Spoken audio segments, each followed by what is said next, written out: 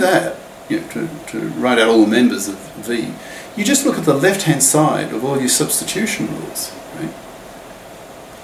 And if there are any repeats, well, you just ignore the repeats. So you just write out all the different variables on the left-hand side of your substitution rules, right? So that gives you V. Okay, so you look at all the symbols in all these rules, and typically the variable symbols will be written with a capital letter, and the others will not have a capital letter. They're usually small letters. Well, they're your terminals, so it allows you to write out big sigma. You just write out all your terminals just by looking at substitution rules. Okay. And how do you know what the start symbol is? That's the only one left over. Well, you tend to look at, now you've got a list of rules, right? You've got R. Now it's a pretty strong convention that the left-hand side of the first rule is your start symbol, and it's usually S, capital S. Okay? So you just look at your first rule, look at the left-hand side, and that symbol will be your start symbol, and it's usually written as capital S. Okay, so you from R, from the set of rules, Sipser tends to use just the word rules. The word substitution rules tends to drop away and get shortened to just rules. So the set of rules, this is a pretty strong convention that the first one is, the left-hand side of the first one starts with capital S. So you found from R, you found the other three terms in your four tuple, in your formal definition of the grammar.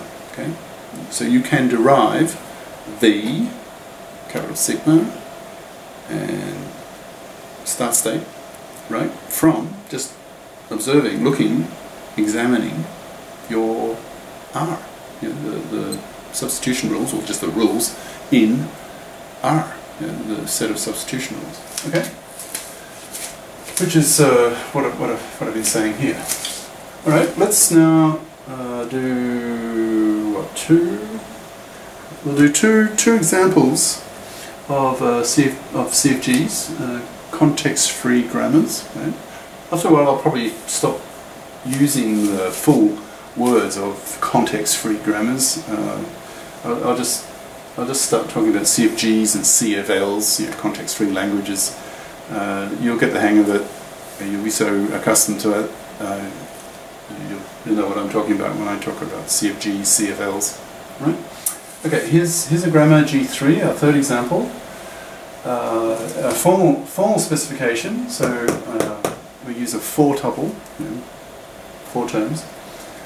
Remember, so big V, capital sigma, capital R, capital S, right? So big V is the set of states. Now, we only have one variable, sorry. The set of, it's going back to chapter 1. So big V is the set of variables. Okay, well we only have one. Now, if you're only going to have one, it has to be, that variable has to be the start variable. Okay, it can't be anything else. So, because if it weren't, how would you start? You couldn't start. So you wouldn't be able to derive any strings. So I guess then your language would just be the empty set. Okay. Well, if you have one, it has to be the start symbol. So here's your start symbol S, that's given.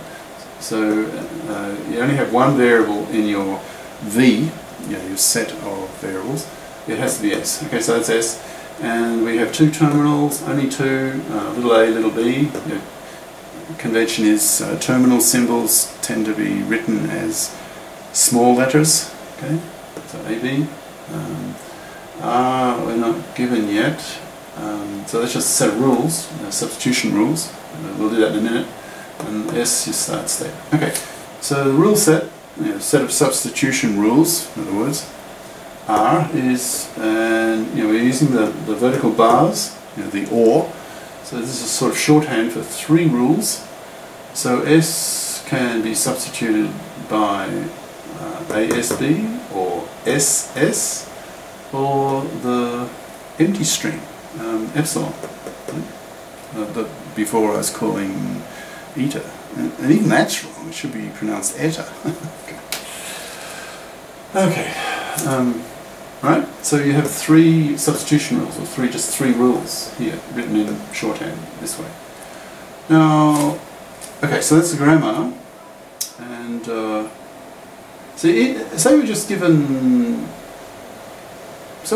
R. So we could deduce the whole thing. We could deduce the whole grammar just from the from R. How would we do that?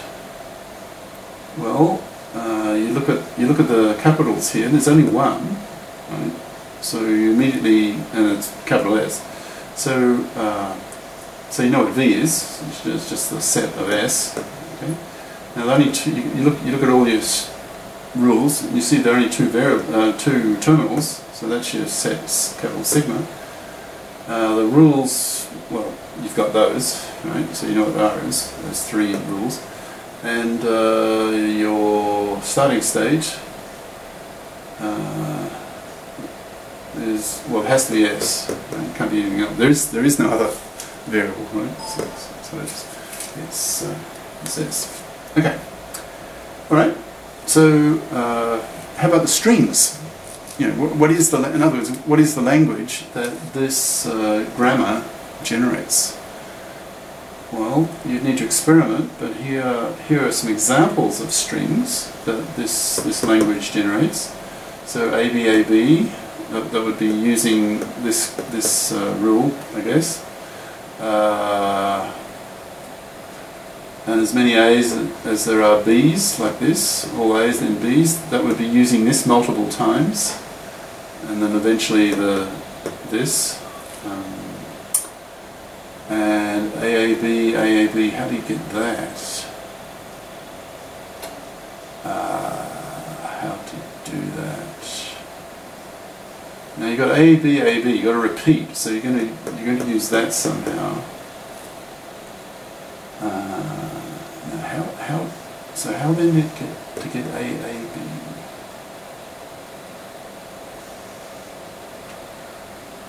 It's interesting. How would you do that? That's what I'm wondering. How to get AAB? Oh, there's a little brain teaser for you. See if you can derive this string from this grammar. How do you do that? Right, okay. So a little comment here made by Sipser. He says, to help with the thinking of what the actual language is, you know, the proper description, you know, what property do all these strings have in common, is think of the A's, the terminal little a here, think of that as a left parenthesis, and think of the little b as a right parenthesis. Then all the strings generated by this grammar are strings where the left and right brackets are properly nested. Now, I assume you know what that means. If you don't worry about it too much. But it's like you don't have any loose left or right parentheses. They're paired off appropriately, but nested. Like if you have a left-right parenthesis inside something, like to the left of the left parenthesis, another left parenthesis, then you have to close off a right. You have to close off the right parenthesis appropriately. And what does that mean? Don't worry about it.